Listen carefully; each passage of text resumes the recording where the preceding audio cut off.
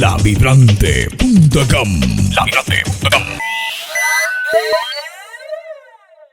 Amigos de lavibrante.com, los saluda su amigo Carlos Contreras y hoy estoy con un precandidato presidencial, Juan Carlos Cárdenas, bumangués, joven,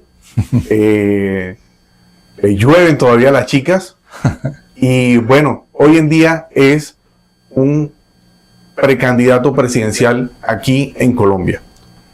Juan Carlos Cárdenas, ¿cómo estás? Carlos, muchas gracias, un saludo muy especial a toda su audiencia. Se arrancó, hermano, muy fuerte ese cuento de que me llueven las chicas. Le voy a decir que sí, tengo 3 hijas, tengo una nieta, felizmente casado, luego por ahí vamos bien. Para no meterlo en lío. Sí, por ahí vamos bien. Para conservar la precandidatura todavía. Sí. Bueno, doctor, ¿cómo lo recibe Barranquilla? Barranquilla, yo tengo que confesarle algo, Carlos. Yo hoy soy un político, orgullosamente político, quiero decirlo, pero formado en el sector privado. 40 años en el sector privado, desde muy joven. Tuve la fortuna de trabajar como comercial en todo el Caribe. Entonces tengo mucha cercanía con el Cesar, con La Guajira, con Magdalena, con Bolívar, con Sucre, con Córdoba y el Atlántico. Una cosa particular, siempre soñé con ser el jefe comercial de la oficina de Barranquilla. ¿Por qué razón? Su gente es una nota, es alegre, la mamadera de gallo, la buena vibra, saben hacer negocios, saben hacer empresas, pero me quedé con las ganas porque en esos momentos cuando aspiraba a estar acá viviendo en Barranquilla, tuve un cargo, una promoción que me llevó a una posición donde el centralismo, que vamos a hablar más adelante de ello, me radiqué en Bogotá. Pero la verdad, el carnaval de Barranquilla lo he disfrutado muchas veces. ¿Qué le gusta del carnaval? Me encanta las comparsas, la batalla de flores, la vía 40. De hecho, yo trabajé en Cemex y varias veces sacamos la carroza y para mí, no tanto para mí, también para nuestros clientes, era un tema familiar, era un tema de amigos y la verdad, la energía, la vibra, la mamadera de gallo, a mí eso me encanta, me encanta mucho. Bueno, doctor, ¿qué lo motivó a ser precandidato presidencial? Esa pregunta es importante en el sentido que la verdad fue un proceso muy especial. Esto fue un proceso con un grupo de 21 exalcaldes de ciudades capitales que pertenecimos a Socapitales. Fui presidente en el 2022 y de ahí yo diría que tal vez la época más difícil de la gobernanza en Colombia fue la que vivimos en el COVID. Y yo creo que cuando uno como ser humano vive un momento difícil en la vida, como que se crea un espíritu de cuerpo. Entonces nos volvimos muy amigos, compartíamos permanentemente los dolores de todo el problema que había alrededor del COVID. Después vino el estallido social, vino la crisis económica, no sabíamos todos qué hacer. Entonces ahí tuvimos como un espíritu de cuerpo que nos llevó a generar una buena relación. Y en ese ejercicio, terminando nuestro periodo de gobierno, que fue el nuevo gobierno, el actual, tuvimos muchas dificultades, Carlos. Gestionábamos proyectos, veníamos con una dinámica con el gobierno del presidente Duque, proyectos, una dinámica de buenas relaciones, de respeto, en medio de las diferencias, porque quiero decirlo, tuvimos diferencias algunos con el presidente Duque, pero siempre fue un señor respetuoso, un verdadero líder, y en medio de las diferencias gobernamos. Los últimos 14 meses fue parálisis. Entonces, en ese ejercicio dijimos, no podemos quedarnos quietos ante esta realidad que era algo así como, si así es el desayuno, si empezó mal el desayuno, no sabemos cómo va a ser el almuerzo o la comida. Claro. Entonces tomamos esa decisión de mantenernos unidos y dijimos, a finales del año 2024, el año pasado, vamos a aspirar a la presidencia de la República. Uno de nosotros nos tiene que representar. Y en ese ejercicio también en paralelo los gobernadores del mismo periodo estaban haciendo el mismo ejercicio y al final decidimos vamos a trabajar en equipo. Porque yo creo que este es un momento histórico de la política colombiana donde no nos puede ganar los egos, las vanidades, Esto es de grandes consensos, donde es clarísimo, país polarizado, unos que seguramente quieren mantener el poder y otros que queremos presentar, yo diría, una opción distinta, porque lo que también quiero decir es que el gobierno actual es una consecuencia de errores pasados. Entonces lo que nosotros estamos diciendo es ni lo uno ni lo otro. Colombia hoy necesita una propuesta política distinta. Entonces alcaldes y gobernadores nos juntamos y ¿sabe qué ha sido lo más bonito de este proceso? Que hay una causa común, que en teoría es lo que debería suceder en los partidos políticos, causas por las cuales uno tiene que defender y luchar y plantear propuestas. ¿La nuestra cuál es? Es descentralizar el Estado, es darle autonomía a las regiones. Colombia es un país de regiones, Carlos.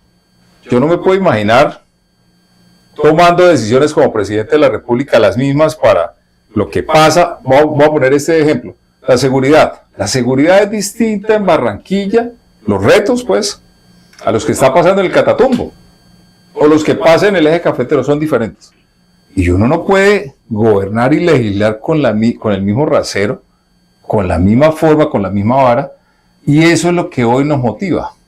Una propuesta de autonomías regionales que atienda a esas particularidades, esas capacidades que son diferentes en el suelo, en la economía, en la educación pertinente para el trabajo, porque depende de la vocación que tenga el territorio, de los mismos recursos que cada uno tenga. Y hoy hay que decirlo, nosotros pagamos impuestos, usted paga impuestos, yo pago impuestos, y es como si de sus 100.000 pesos que pagara al año en impuestos, 80.000 se quedaran en el gobierno central, 80.000, a usted solamente le tocan 20.000. ¿Cuál es la frustración o el sentimiento que uno tiene? Cuando uno dice, oiga, tanto que me jodí, tanto que trabajé, me toca 4 de 5 pesos mandarlos a Bogotá, que no sé qué vayan a hacer con ellos, y solamente me queden 20. Nosotros decimos por ahí no es. Como fuimos ya mandatarios, como supimos claramente las dificultades que tenemos en términos de recursos, pues dijimos, esa es nuestra causa. Vamos a ir por eso, para que haya más recursos, para que haya más autonomía y para que haya más soluciones en los territorios. Bueno, ¿cómo convencer a los ciudadanos de su movimiento no es más de lo mismo, sino que es una verdadera alternativa para un cambio? Yo creo que lo primero que hay que poner en blanco y negro esto que estoy mencionando, la autonomía regional nos tiene que permitir realmente resolver esos problemas y no lo que pasa normalmente con los 1.103 alcaldes de los municipios en Colombia, los 32 gobernadores. Todas las semanas, Carlos, estamos montados en un avión con un portafolio o un paquete de proyectos limoneando, porque ese es el término que realmente estamos planteando, limoneando los recursos que son generados en las regiones, en las ciudades, en los departamentos, para que llegue un ministro, le haga unos desplantes o que uno tenga que buscar a un señor congresista que le haga un lobby y que termine al final intermediando una solución que no tiene por qué serlo. O sea, realmente los congresistas tienen que estar pensando en legislar, no en ejecutar. Para eso están los mandatarios. Entonces, 1.103 y 32 gobernadores le puede estar representando al año a nosotros, del bolsillo nuestro, cerca de 100.000 millones al año. Eso es mucha plata y eso lo podemos resolver es tomando decisiones de manera que de esos 80.000 pesos que mencioné anteriormente que van a Bogotá y 20.000 que se queda acá, pues hombre, podemos ir 50-50. ¿Cómo ve hoy en día Juan Carlos Cárdenas los ministerios? ¿Están cambiando los ministros cada 6 meses, cada 3 meses? Los funcionarios mismos del gobierno, de la Casa de Nariño, están cambiando. ¿Cómo ve usted ese tirijale que tienen ahí en el gobierno Petro? Carlos, yo se lo voy a poner de la siguiente manera. Usted ha sido empresario, yo también he sido empresario.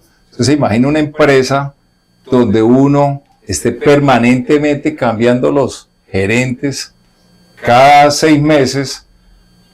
¿Usted cómo va a poder lograr ejecutar un presupuesto, un plan de trabajo para poder sacar adelante su empresa?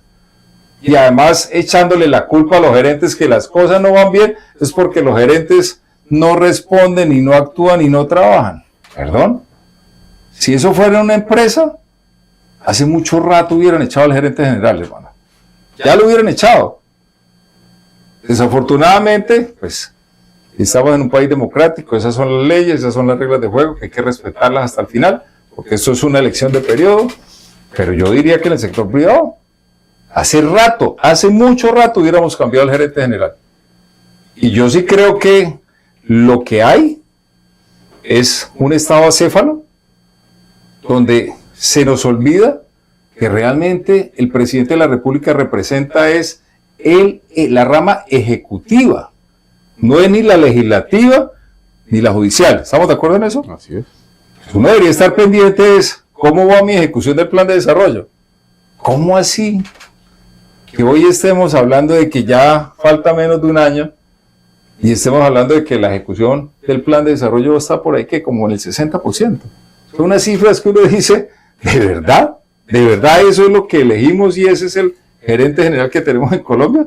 Eso de verdad da risa, cuando debería estar es consiguiendo los recursos, pero no, todo el tiempo es el retrovisor.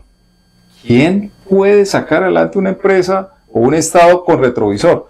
Yo creo que ahí hay un error. A uno lo eligen es para resolver las problemáticas de hoy y tomar decisiones hacia adelante que generen bienestar. Pero no todo el tiempo uno echándole la culpa a lo que está pasando o lo que pasó hace tiempo. Yo creo que ahí tenemos un gran reto y esa es la propuesta que nosotros estamos haciendo, porque lo que estamos diciendo, la fuerza de las regiones somos mandatarios con experiencia, con conocimiento, que tenemos resultados. Porque yo sí le puedo decir con absoluta tranquilidad, en el caso particular de Juan Carlos Cárdenas, en la alcaldía de Bucaramanga, 98% de la ejecución del plan de desarrollo, 98%. Logramos duplicar los ingresos tributarios. Acá ahora nos quieren meter una reforma tributaria, ¿no? A los mismos, a los formales, siempre buscando a los mismos pendejos. Nosotros lo que dijimos es, no, toca lo que la ley le permite y lo hicimos en Bucaramanga, duplicamos ingresos. ¿Y eso para dónde nos llevó después? O sea, ¿qué logramos? Porque no solamente decir que duplicamos los ingresos, triplicamos la inversión, Carlos. Bucaramanga por primera vez en su historia superó el billón de pesos. 350.000 fueron los ejecutados en el anterior gobierno. Pero y eso tampoco es un dato. El dato se complementa ¿con qué? Con empleo. Fuimos la ciudad con menor desempleo después del COVID. Usted puede mirar las cifras del DANE. Fue mejor que Barranquilla, mejor que Bogotá, mejor que Medellín, mejor que Cali, mejor que todas. Porque invertimos. Y eso además sobre empleo formal que nos bajó la informalidad del 55% al 42%, 13 puntos menos, un poco cercano a 40.000 personas que tuvieron acceso a pensión, a prestaciones sociales, a salud del régimen contributivo. Cambiamos las cosas. Pero eso era gerenciando, eso era dedicado mañana, tarde, noche a hacer seguimiento. Yo tenía todos los días un reporte de qué pasaba con la tesorería, si estábamos pagando. Nunca le debimos, o mejor dicho, siempre pagamos a tiempo la nómina de todos los empleados de la ciudad. Para mí era sagrado pagar. Acá ahora siempre son que protestan los profesores, que protestan el sector salud. No, uno tiene que darle tranquilidad a todos los funcionarios públicos. Saneadas todas las entidades. No hubo una que se haya quedado ni la entidad de salud, ni la de emprendimiento, ni tránsito, ni bomberos, ni el acueducto, ninguna. Todas saneadas. ¿Pero eso cómo se logra? Con ejecución, con gerenciamiento público. Pero si yo me hubiera dedicado a echar discursos y a estar con las cámaras por todo el lado y hablar de las estrellas, del planeta y, bueno, pendejadas permanentes que para mí siempre son distractores para la opinión pública. Porque lo de fondo, lo de verdad, no viene pasando. Doctor, en la costa, más que todo el Atlántico, Magdalena, Cesar, bueno, en fin, toda la costa, estamos viviendo un tema muy delicado que es la energía. Sí, sí. La energía con el tema de aire afina. El ministro dice una cosa, de pronto sale con otra. El gobierno dijo que iba a resolver el problema de la energía, nunca lo resolvió y por lo que veo que ya queda de tiempo, creo que tampoco lo va a resolver. Juan Carlos Cárdenas, ¿qué propuesta trae para todos los de la costa Caribe en el tema de la energía? Hay varias cosas, Carlos. En esto hay que ser muy cuidadoso. Primero hay que entender el contexto. Cuando hablo de contexto, la costa Caribe tiene energía solar, energía eólica, gas a montones. Y qué contradicción que ahora estemos hablando de importar gas. Cantidad de inversiones que hay en el sector de energías limpias, paradas. Y eso no es casualidad. A mí no me venga con cuentos que eso lo que está pasando es un tema casual, esto es intencional, esto es una falta de planeación, porque lo que se pretende todo el tiempo, vuelvo y repito, con el retrovisor, es echarle la culpa al de atrás. Y eso no está bien. Se sataniza el tema de los servicios públicos cuando hay inversión privada. Y entonces es un cuento de privados versus Estado, de ricos y de pobres. Yo creo que eso es lo perverso y lo peor que nos ha podido pasar, meternos en esas ideologías. Esto es de hacer. Hay que hacer las inversiones. Hay que honrar los compromisos. Yo soy una persona institucional y honro los compromisos. Si hay unos pendientes, hay que pagarlos. Pero déjeme decirle lo siguiente. El gran reto que tenemos, porque el país, escúcheme bien y espero que quede registrado esto, el país se va a pagar. Y yo no soy una persona pesimista, no solamente la costa. ¿Por qué razón? Porque no estamos trabajando en la parte de distribución, en la parte de transmisión. Y ahí se requiere la participación del sector privado. Pero también, porque no hay que satanizarlo, necesitamos recursos tanto públicos como de privados, con reglas claras, con contratación transparente, no a dedo. Yo en eso sí seré garante de que no va a haber inversionistas políticos, por ejemplo, en mi campaña, porque puedo tener la tranquilidad que necesito tomar decisiones transparentes. Entonces ahí hay un gran tema que lo podemos resolver. Salir a hacer populismo y a decir que la energía no son 1.000 pesos, que son 100, o sea, se empiezan a hacer unos números para distraer y engañar a la gente, porque la gente está todos con la expectativa de que ¿qué hubo? ¿Cuándo es que me va a bajar la tarifa? ¿No? Sí, claro. Esa es la expectativa que están teniendo todos los habitantes de la costa. Y cada día sube más. Y en el país, claro. Entonces yo sí creo que lo que hay que es decir, sincerar. Venga, el costo real es este. Explicar, hacer pedagogía. Yo diría que generar esa expectativa de que va a bajar rápido las tarifas es una gran mentira. Eso es politiquería barata. Lo que sí tenemos que empezar es a sincerar la información y decirle a la gente, venga, tenemos que trabajar en reducir pérdidas. Eso es real. El robo. Hay personas que están abusando, muchos con algún poder de decir, oiga, trato de hacer conexiones piratas. Y eso tenemos que poco a poco todos ir sincerando ese tema. Hay que invertir en medidores para que las pérdidas se reduzcan, porque hay que hacer una buena medición.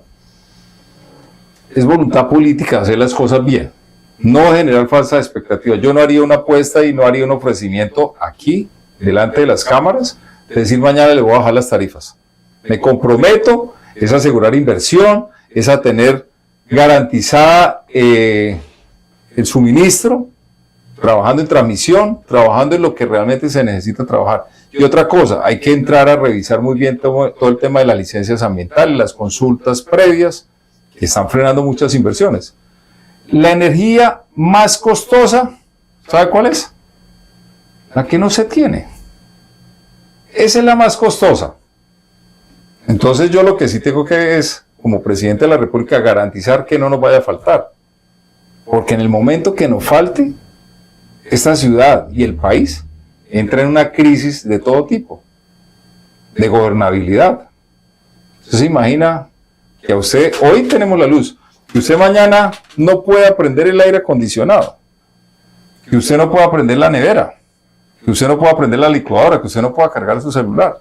¿Qué haría usted con la empresa Aire si mañana fuera presidente? Yo buscaría expertos, técnicos, de manera transparente los contratos y los pongo los mejores para que realmente podamos resolver rápidamente el tema. Yo no empiezo a traer acá actores políticos que sean de la ideología que yo profese, a eso no lo necesito. Yo necesito los mejores para que realmente me resuelvan el tema rápido y de manera transparente. Hay que decirle la verdad a la gente. Y por eso insisto, irresponsable sería yo ahora decir ante las cámaras que mañana voy a bajar 20-30% la energía en la costa Caribe. No soy de esos. Creo que hay que decirle la verdad a la gente. Bueno, hablemos de la seguridad en las regiones. Sí. Se está viviendo una inseguridad impresionante, no solamente en el Atlántico, sino en Bolívar, Caquetá, Popayán, en fin, muchísimos departamentos en el Caribe se está viviendo una inseguridad. Juan Carlos Cárdenas, ¿qué propone en el tema de seguridad en las regiones del país? Gran tema. Completamente claro, sin seguridad no hay Estado, no hay crecimiento económico, no hay gobernanza, no hay gobernabilidad. Lo primero decirles que sí, efectivamente, ahora que he recorrido, que he pasado ya por el Cesar, por La Guajira, por el Magdalena, es claro que ese es un común denominador. ¿Qué veo yo en el tema de la seguridad? Que hay que verla de una manera mucho más integral, porque siempre en el imaginario colectivo, cuando hablamos de seguridad, estamos hablando de más policías, más cárceles, más motos, más CAIs. Eso es lo que normalmente se nos viene, digamos, a la cabeza de manera inmediata. Lo importante es entender las causas raíces de estos fenómenos. Hoy estamos en un fenómeno que es transnacional, que es el crimen organizado, lo ilegal. Tenemos dos grandes retos: los cultivos de coca y la minería ilegal.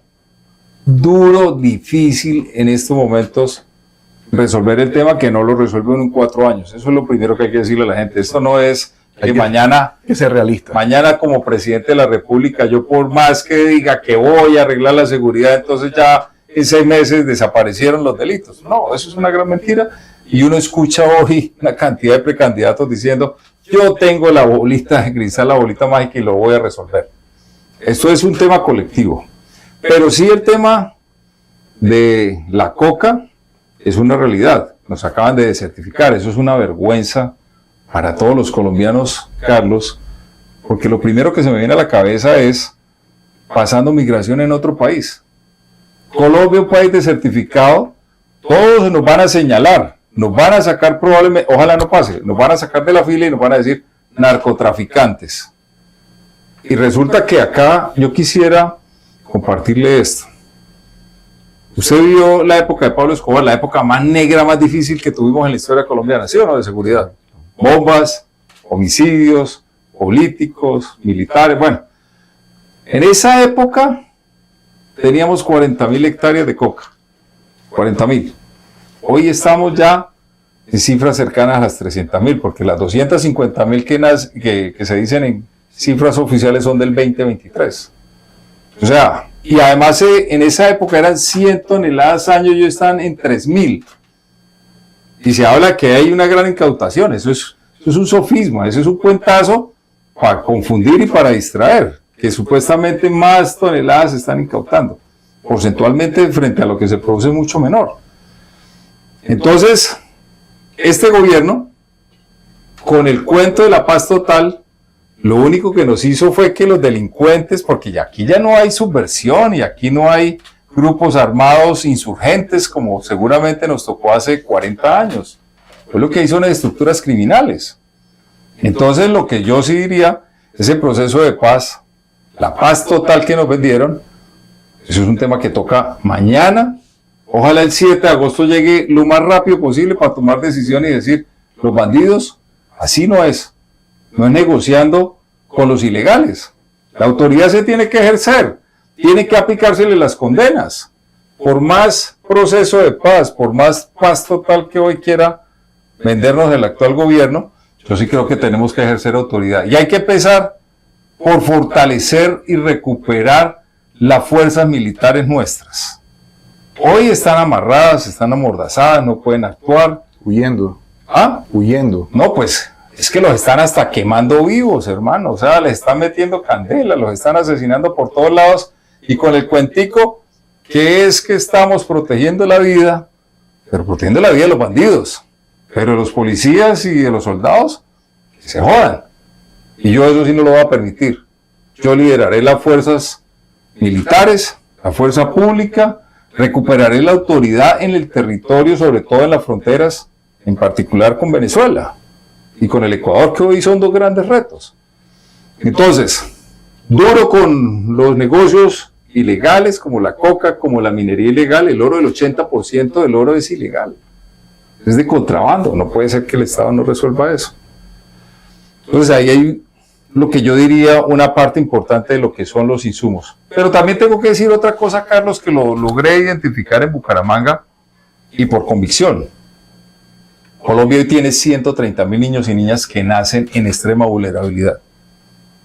Pueden decir, ¿y este man de qué está hablando? ¿Cómo así que 130.000 niños en extrema vulnerabilidad tiene que ver con la seguridad?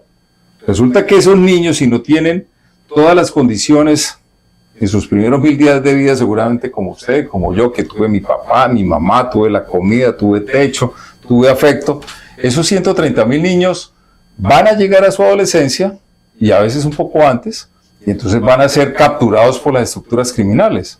Pandillismo, delincuencia, grupos armados con menores de edad. Como en la época de Pablo. Todo eso. Entonces ahí hay que hacer una apuesta como Estado. Hoy no le paramos bolas. Yo tomé la iniciativa de un programa en Bucaramanga que fue reconocido por la Fundación Éxito, donde, primero, mortalidad en estado prenatal 0.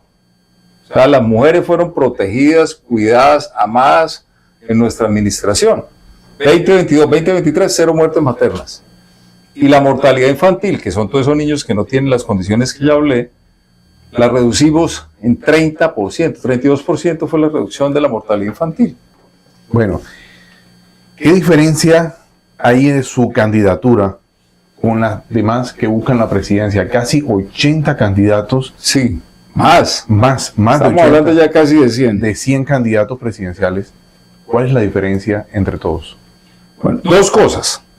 En el caso particular de Juan Carlos Cárdenas, estoy en un proceso de mandatarios, de más de 40 mandatarios, donde 4 estamos hoy en un proceso que vía una encuesta a finales de noviembre saldrá, no somos 4, va a ser uno solo.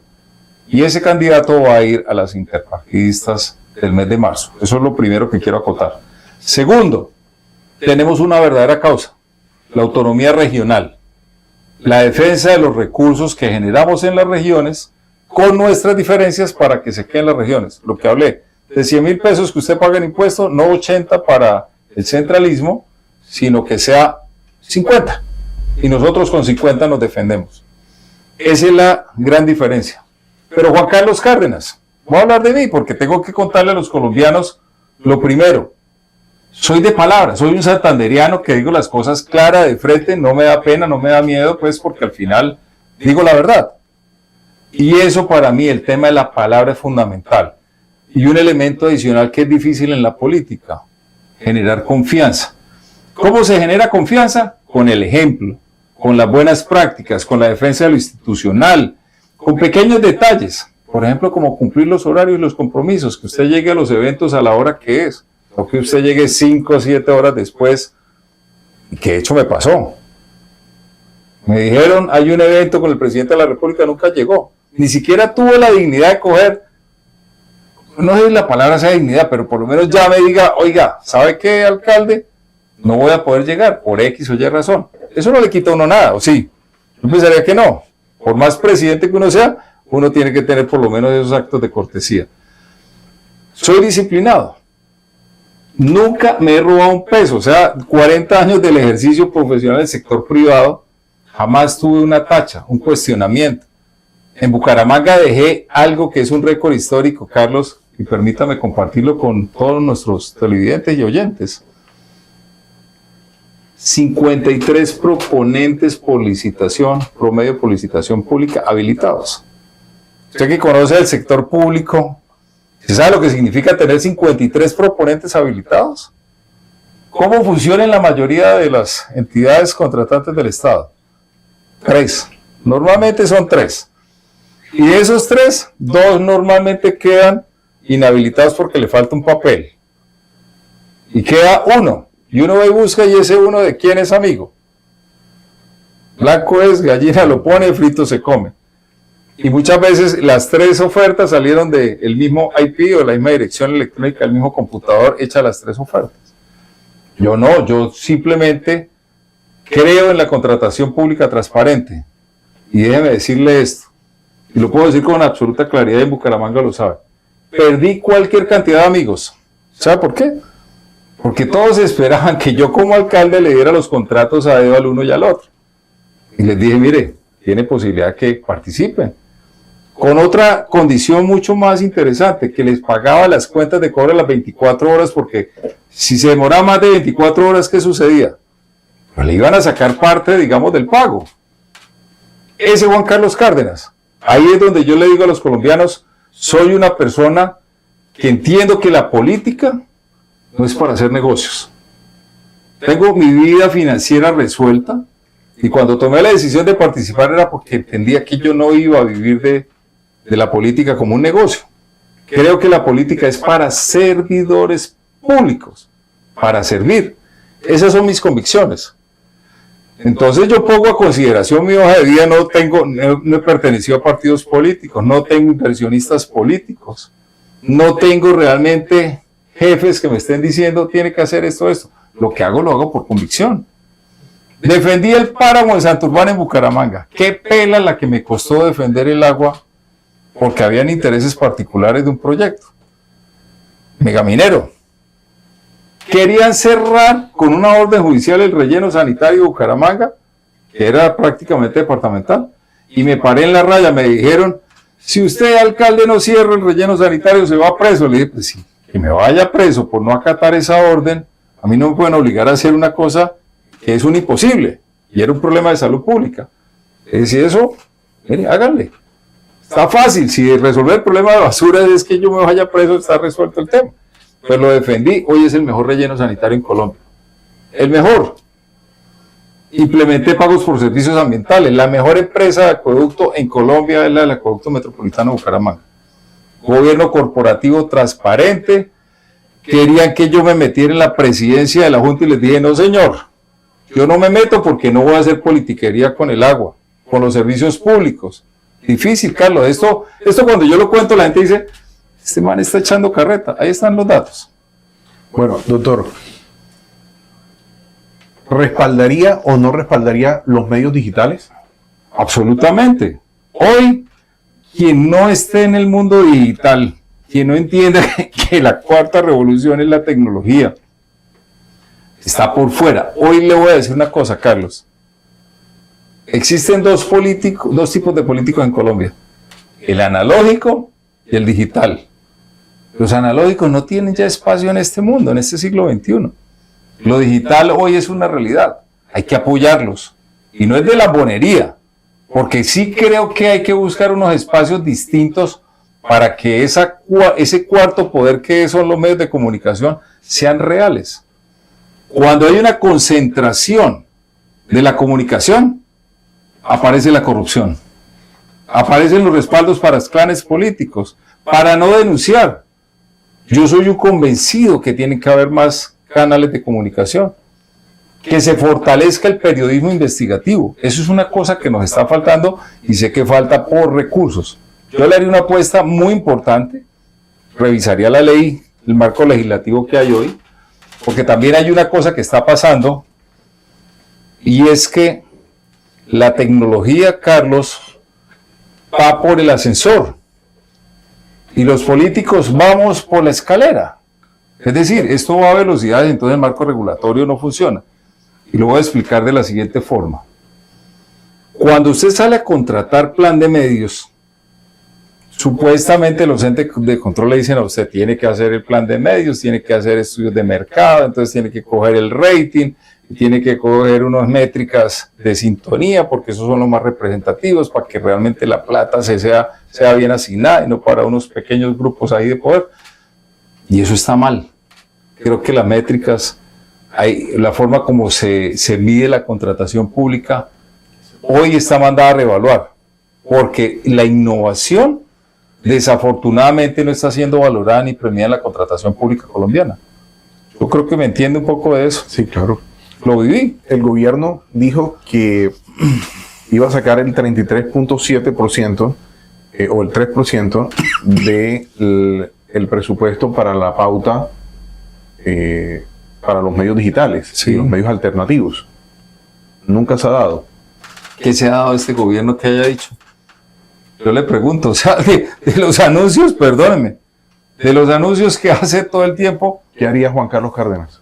ser serio, decir la verdad, yo diría sí se puede hacer, pero temen un tiempo para que realmente el marco normativo sea real. Y hay que trabajar con una bancada, seguramente congresistas, para explicarles y decirles, necesitamos actualizar el sistema contractual o de contratación pública. Yo creo que ese es un tema que hay que ser claros. No está la normatividad claramente definida. Arranquemos por ahí. Pero yo no me voy a poner aquí a ganar. Yo no soy de los que salga a ganarme votos con unas promesas para incumplir. Le voy a contar esta que me pasó ayer en Riohacha. Estoy recogiendo firmas, ¿no? Entonces llegó una señora muy querida y me dice, candidato, yo le firmo, pero ¿sabe qué? Prométame que cuando usted sea presidente, usted viene acá y me regala una casa. Mierda, yo qué digo, espere. Tremendo compromiso. Claro, y le dije, señora, yo tengo que ser muy coherente con mis posiciones, con mis creencias, mis principios y valores, pero no puedo hacerlo, no lo voy a hacer. Yo lo que sí le prometo es que cuando sea presidente, sé que los temas de vivienda son una realidad, voy a hacer todo, voy a gestionar recursos para que realmente usted probablemente pueda participar de forma transparente, no por el hecho de una firma, que usted en sus condiciones pueda tener un subsidio. A eso sí me comprometo, eso sí lo voy a hacer. Y así lo hago permanentemente, porque creo en eso, Carlos. Creo que Colombia está mamada de promesas, promesas rotas, promesas incumplidas. El país no está roto por los ciudadanos, está rota por los políticos que están permanentemente prometiendo cosas que uno dice miércoles. Déjeme de contar esto. Yo ahora estoy viendo, pues estamos en una campaña política, somos muchos candidatos y solo uno es el que se va a hacer elegir presidente de la República. Pero he escuchado unos que han sido hasta ministros de Hacienda, que hicieron reformas que aumentaron impuestos y ahora están diciendo que van a bajar impuestos. Yo digo, de por Dios, o sea, ¿cómo es eso? Yo jamás voy a hacer ese tipo de promesas. El tema de coger y bajar impuestos en un momento de una crisis financiera, lo primero que tengo que decir, venimos de décadas de déficit fiscal. Y todos esos que estuvieron en el gobierno central ahora nos vienen a traer la fórmula de que ahora sí lo van a solucionar. Uno dice, ¿qué estamos hablando? Hoy nosotros, la Fuerza de las Regiones, Juan Carlos Cárdenas hace una propuesta de decir, creemos en la autonomía regional, creemos en descentralizar el Estado y queremos llegar a la presidencia de la República. Yo quiero ser presidente de la República para quitarle poderes al presidente de la República. Qué contradictorio, ¿no? Pero porque lo vivimos, porque nos tocó esa limonería permanente en el centralismo. Cuando decisiones de, por ejemplo, para hacer vías terciarias en el ministerio, funcionarios que jamás han visitado el territorio, que todo lo hacen es por drones o por aerofotogrametría y por planos y AutoCADs, decir cómo es el trazado, sin conocer el territorio, sin conocer el suelo. No, hermano, ya estamos mamados de eso. ¿Qué le diría a... Voy a darle 3 nombres. Dale. Daniel Quintero. Uy, paso, o sea, yo lo primero que quiero decirle es, Daniel tiene que resolver sus temas judiciales, hermano. Yo, si yo fuera Daniel Quintero, yo no estaría aspirando a la presidencia de la República hasta no aclarar mis temas judiciales. Punto. ¿Qué le diría a Fincho Cepeda? Fincho Cepeda es un buen tipo, tiene buenas intenciones, hay que hacerle. ¿Qué le diría Vicky Dávila? Vicky Dávila es una mujer con ganas, echa pulso, pero yo lo único que diría es, hay que gobernar desde la experiencia, porque si uno no tiene la experiencia y el conocimiento, difícilmente uno puede liderar equipos que se necesitan, y más entendiendo, porque la gran diferencia, y yo que vengo también del sector privado, puedo decirle que no es lo mismo una empresa cuando usted tiene unas independencias de poderes, sistema judicial, sistema legislativo y sistema ejecutivo. Entonces ahí se necesita tener experiencia. Si tuviera que reunir en una sola frase un país que sueña, ¿cuál sería? Un país que sueño, yo lo resumiría de la siguiente manera: ciudadanos y ciudadanas que tengan la certeza de que día a día van a tener más plática en el bolsillo para poder educarse, trabajar, ser felices. Yo soy una persona por convicción feliz y creo que eso se puede lograr. Más plática en el bolsillo. 2, más tiempo. Eso me lo dice la gente. Quiero más tiempo para estar con mis amigos, con mi familia, con mis mascotas, para poder viajar, para poder disfrutar un poco la vida. Entonces yo sí creo que si uno es capaz de ayudarle a que haya más plática en el bolsillo, que se puede, porque este país tiene todas las potencialidades. Los colombianos nos gusta trabajar, no nos gusta que nos regalen las cosas, pero como Estado y yo como presidente sí tengo que brindar todas esas opciones, y obviamente con un tema que tienen que sentirse absolutamente seguros, que cuando salgan de su casa puedan saber que van a poder caminar las calles sin tener el miedo de que algo les suceda, o que no le van a robar las cosas que tienen en su casita, o que no vaya a haber un delincuente que vaya al negocio y le quite la plática sin trabajarla. No me joda. O sea, yo creo que en eso me concentraré, creo en eso, estoy seguro que lo podemos hacer. Y una cosa más, Carlos, se necesita capacidades gerenciales. Hoy, por experiencia propia puedo decir, hay muchos recursos disponibles. Y eso recuerdo mucho las frases de mi papá. Decía: mijo, la plata está en el suelo, agáchese a recogerla. ¿Qué quiero decir con eso? No hemos logrado todavía gestionar de manera inteligente los recursos, como es el valor de la tierra, del suelo, la propiedad. Y eso es un vehículo para poder generar instrumentos financieros y poder tener recursos. Ahí tengo unas iniciativas que, más allá que presentar reformas tributarias, es como gestionar eficientemente los recursos. Bueno, doctor, para finalizar, ¿qué le diría al presidente Gustavo Petro? Al presidente Petro le diría que la dejó ir, que no entendió el verdadero cambio que estaban esperando los colombianos, que se quedó en las nubes, que se quedó dormido, que no fue capaz de dar ejemplo, ni siquiera en su familia, y que yo creo que irrespetó la verdadera soberanía o valor que tiene la presidencia de la República. A mí me da tristeza que hoy Giovanotti y Daniel Samper Ospina estén preocupados porque se va el 7 de agosto el presidente, y de dónde van a sacar los chistes, los memes de cada intervención y de cada discurso. Yo creo que la presidencia de la República es de una investidura, de una solemnidad que hay que recuperarla.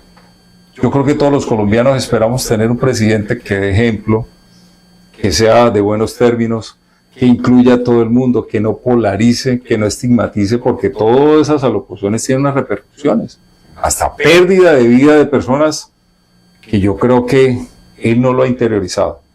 Se quedó en Alicia, el país de las maravillas, con sus discursos, y no fue capaz de aterrizar para resolver los problemas de los colombianos.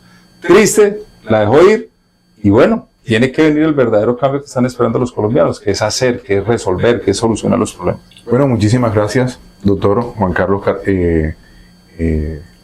Cárdenas, por estar aquí en lavibrante.com, y esperemos que no sea la última.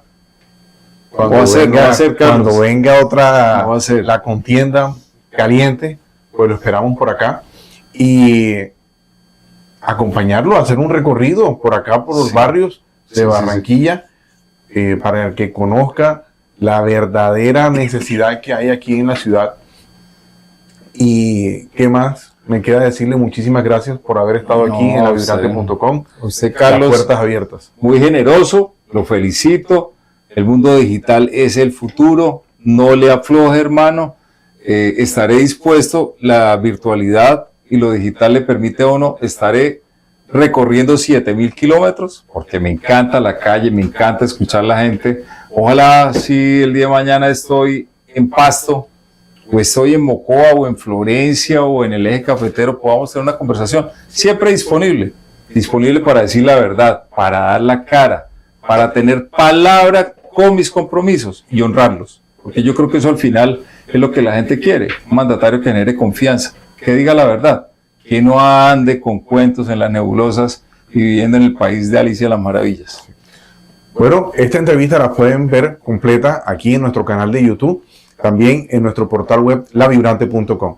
Lavibrante.com. Lavibrante.com.